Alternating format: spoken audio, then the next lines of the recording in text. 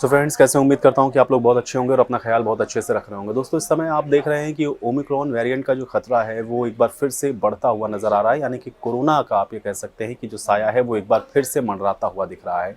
और Omicron variant की दस्तक के बाद आपने देखा है कि बहुत सारे स्टेट ऐसे हैं जिन्होंने अब कुछ सख्ती इसको लेकर के जो नियम है उसमें करनी शुरू कर दी हैं। बहुत सारे स्टेट्स ऐसे हैं जहाँ पर आपने देखा कि अभी हाल के ही दिनों में नाइट कर्फ्यू भी लगा दिया गया है। वो सब इसलिए क्योंकि ओमिक्रॉन वेरिएंट इस समय वेरिएंट ऑफ कंसर्न बना हुआ है, यानी कि चिंता का विषय है। डब्ल्यूएचओ ने भी इसको लेकर के कहा है। और पूरे वर्ल्ड वाइड अगर आप देखेंगे तो लगभग 91 देश ऐसे हैं जहां पर इस समय ओमिक्रॉन वेरिएंट अपना कहर बरपा रहा है। इसलिए हिंदुस्तान में भी उसको लेकर के जो एहतियात हैं वो और बरतने की ज़रूरत है और इसलिए उस दिशा में आगे हम लोग बढ़ भी रहे हैं। हालांकि पिछले लगभग 2 सालों से आप देख रहे हैं कि हम लोग इस कोरोना वायरस से लड़ रहे हैं। उस दौरान बहुत सारी आदतें ऐसी हैं जिसमें हम लोगों ने तब्दीलियां की हैं और इस वजह से हम लोग इस समय सेफ हैं, सिक्योर हैं और केसेस अगर आप देखेंगे और देशों की तुलना में तो कम है। लेकिन एक सबसे बड़ी दिक्कत इस समय यह है, चूंकि ओमिक्रॉन वेरिएंट को लेकर के आपके जहन में आ रहा होगा कि आखिर अब इस समय ओमिक्रॉन वेरिएंट के लिए आपको क्या करना चाहिए और कैसे आप इससे सेफ रहें। तो कुछ बातें ऐसी हैं जिसका ध्यान आपको रखना चाहिए।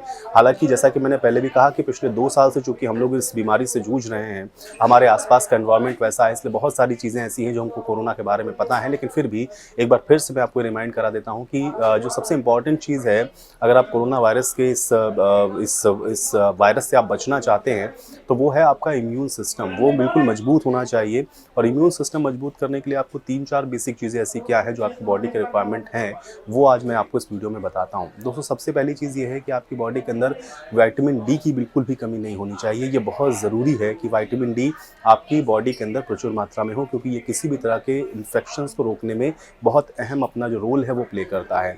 दूसरा ये है कि आपकी बॉडी के अंदर विटामिन सी की कमी नहीं होनी चाहिए।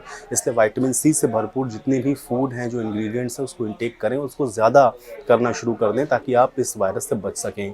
तीसरा ये है कि जिंक की भी कमी आपके बॉडी के अंदर नहीं होनी चाहिए। आपके जहन में होगा कि सेकंड वेव के दौरान भी जो हम लोगों को मेडिसिन दी जा रही थी या जो मल्टीविटामिन्स हम लोग खा रहे थे, उसमें जिंक भी एक बहुत इंपॉर्टेंट रोल अपना प्ले कर रहा था। इसलिए जिंक की जो टैबलेट्स हैं वो मार्केट में अवेलेबल हैं और आप उसको खा सकते हैं। उससे किसी भी तरीके का कोई साइड इफेक्ट्स नहीं है।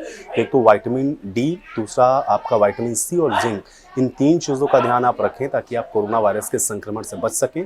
और कोविड प्रोटोकॉल का पालन करें, जिसमें आप मास्क ज़रूर लगाएं अगर आप जा रहे हैं बाहर। और कोशिश ये करें कि अगर आपको ज़रूरत नहीं है तो भीड़ भाड़ वाली जगह पर जाने से बचें। और अगर जा रहे हैं तो सोशल डिस्टेंसिंग को भी आप थोड़ा सा फॉलो ज़रूर करें ताकि आप सेफ रहें, सुरक्षित रहें। उम्मीद करता हूँ ये जानकारी आपको पसंद आई होगी। मिलते हैं अगले वीडियो में।